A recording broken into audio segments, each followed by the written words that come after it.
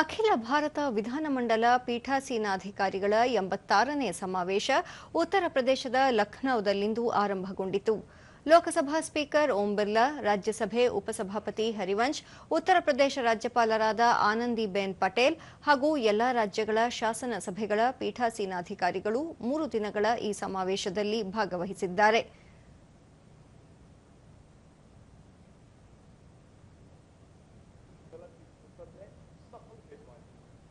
राष्ट्रमंडल देशों की अब तक की सबसे अधिक भागीदारी रही।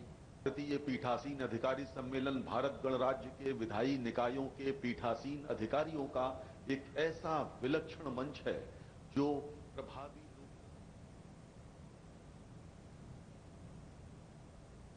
ಬಳಿಕ ಓಂ ಬಿರ್ಲಾ ದೇಶದ ಮತ್ತು ರಾಜ್ಯಗಳ ಶಾಸನ ಸಭೆಗಳಲ್ಲಿ ಪ್ರಾಮಾಣಿಕತೆ, ಪಾರದರ್ಶಕತೆ ಕಾಯ್ದುಕೊಳ್ಳುವುದು ಎಲ್ಲ ಪೀಠಾಸೀನಾಧಿಕಾರಿ ಹಾಗೂ ಜನಪ್ರತಿನಿಧಿಗಳ ನೈತಿಕ ಜವಾಬ್ದಾರಿ ಎಂದರು.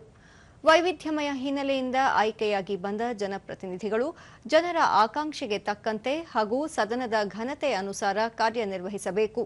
ಪ್ರಜಾತಂತ್ರ ಹಾಗೂ ಶಾಸಕಾಂಗ ವ್ಯವಸ್ಥೆಯ ಸವಾಲುಗಳಿಗೆ ಸಮನ್ವಯದಿಂದ ಒಗ್ಗೂಡಿ ಪರಿಹಾರ ಕಂಡುಕೊಳ್ಳಬೇಕು ಎಂದರು. 2015ರಲ್ಲಿ ಅಧಿಕಾರಿಗಳ ಸಮಾವೇಶದಲ್ಲಿ ಕೈಗೊಂಡ ನಿರ್ಣಯಗಳಂತೆ ಇದೀಗ ರಾಷ್ಟ್ರದ ಎಲ್ಲ ಶಾಸನ ಸಭೆಗಳು ಕಾಗದರಹಿತವಾಗಿವೆ. ಕಲಾಪಗಳು ನೇರ ಪ್ರಸಾರವಾಗುತ್ತಿವೆ.